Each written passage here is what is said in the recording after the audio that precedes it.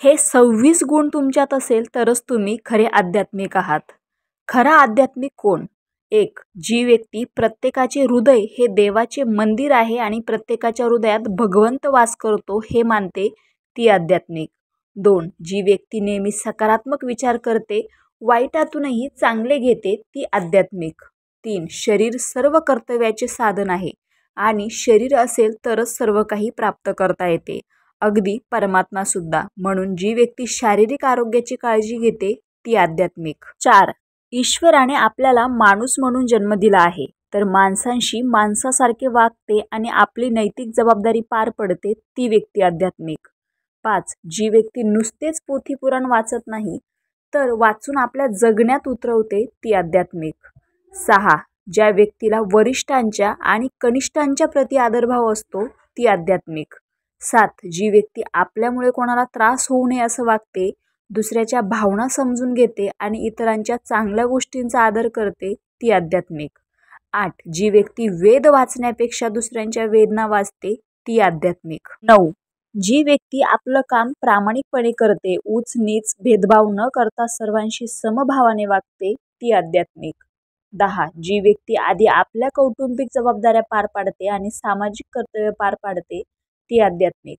11. जी व्यक्ती मुक्या पशुपक्ष्यांवर आणि निसर्गावर देखील प्रेम करते, ती आध्यात्मिक.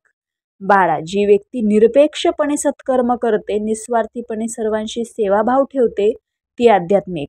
13. जी व्यक्ती जे आपल्याला चांगले मिळते आणि ज्यांच्यामुळे मिळते त्यांच्या प्रति सदैव कृतार्थ भाव ठेवते, ती आध्यात्मिक. 14. जी व्यक्ती प्रत्येक चांगल्या गोष्टींचे विना अपेक्षा कौतुक करते आणि प्रत्येकाशी सद्भावाने राहते, ती आध्यात्मिक. 15. जी व्यक्ती ग्रंथातील आणि संतांचे विचार आचरणात आणून आधी स्वतः त्याप्रमाणे वागते, मग दुसऱ्याला सांगते, आधी केले मग सांगितले, ती आध्यात्मिक. 16. जी व्यक्ती आपण ह्या समाजाचं काहीतरी देणं लागतो आणि ते आपण दिलंच पाहिजे अशी मानसिकतेने वागते, ती आध्यात्मिक. 17. जी व्यक्ती गरजवंतांना यथाशक्ती मदत करते, मग ती सेवेच्या रूपात असू दे की दुसऱ्यांसाठी वेळ देण्याच्या रूपात, एखाद्याला योग्य मार्गदर्शन रूपात, भुकेल्या तहानलेल्या अन्नाच्या रूपात मदत करते, ती खरी आध्यात्मिक. 18. ज्या व्यक्तीच्या मनात आपल्याबरोबर इतरांची देखील प्रगती हो हा भाव असतो, ती आध्यात्मिक. 19. जी व्यक्ती सरळ मार्गी आणि मनाने निर्मळ असते आणि वागतेही, ती आध्यात्मिक. 20. जी व्यक्ती फक्त पूजा अर्चा प्रार्थना आणि भक्ती करते असं नाही, पण केलेली पूजा अर्चा प्रार्थना आणि भक्ती याप्रमाणेच आपली प्रत्येक कृती करते आणि वागतेही, ती आध्यात्मिक.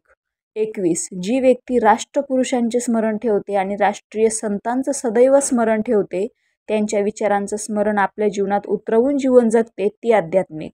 22. जी व्यक्ती आधी प्रपंच करावा नेटका मग घ्यावे परमार्थ विवेका या संत वचनाप्रमाणे वागते, ती आध्यात्मिक.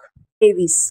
थोडक्यात जी व्यक्ती सकाळपासून रात्री झोपेपर्यंत नित्यकर्म कर्तव्य पारदर्शक पद्धतीने पार पडते, ती आध्यात्मिक. 24. जी व्यक्ती मूर्तीत देव मानून तिथेच न थांबता पुढे जाऊन आपल्या आईवडिलात, कुटुंबात, मुलाबाळात, निसर्गात, समाजात देव पाहते, ती आध्यात्मिक. 25. जी व्यक्ती स्वतः आनंदी राहते आणि इतरांनाही आनंदी ठेवण्याचा प्रयत्न करते, ती आध्यात्मिक. 26. आणि सर्वात महत्त्वाचे, ज्याच्यामुळे आपल्याला सर्व मिळाले आहे मिळते आहे, ते आपल्या अंतरात्म्यातील भगवंताचे सदैव आभार मानते, तीच व्यक्ती आध्यात्मिक. या 26 गुणांमधून तुमच्यात एक जरी गुण असेल तर तुम्ही स्वतःला आध्यात्मिक व्यक्ती म्हणू शकता.